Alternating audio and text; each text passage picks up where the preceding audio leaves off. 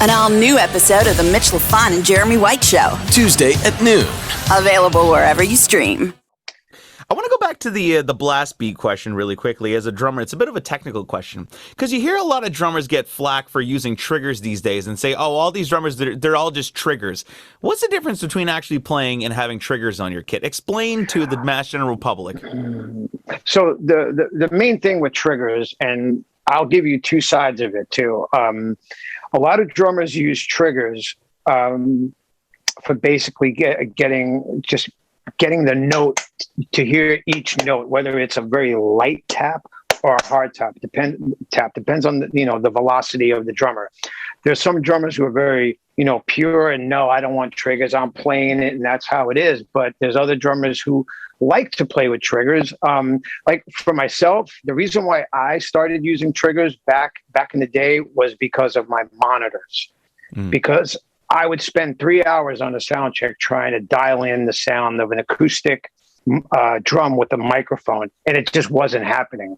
So I went to triggers for that reason, and I grew to love them. I don't think it's cheating at all. I've heard that too. I just think it's preference. And if you enjoy playing with the trigger, if you don't enjoy playing with the trigger, that's up to you. But I'd say it has nothing to do with your abilities or anything like that. It's just preference.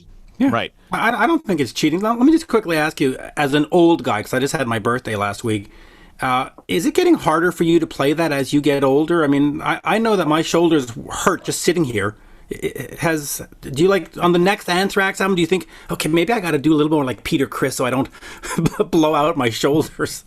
No, because that's the thing that I always question myself, my abilities, because like athletes, as they get a little bit older, it seems like they just go, that's it, I'm done, which I never understood that, because jazz cats, they'll go into their 70s, and continue playing. Look, remember back in the day when the Stones were 40 years old and everybody was like, oh, they got to call it a day. They're 40. I know. They're old. That 1980 tour, they were like, it's got to be the farewell. It's enough of them. And here we are. I never understood that either. But so here we are, yes. And I'll just dive into the next Anthrax record for a minute. But there's songs on this next one that are a bit challenging. So it's not a question of my mind going backwards. It's moving forwards. Right. So that means there is some new Anthrax music in the works then. Yes. Nice. Well, that's good news. I mean, there was produced by Mutt Lange. Is it Mutt Lange? Produced by Mutt Lange, and Shania Twain has a guest vocal on the song. Nice. So Bob Rock's engineering.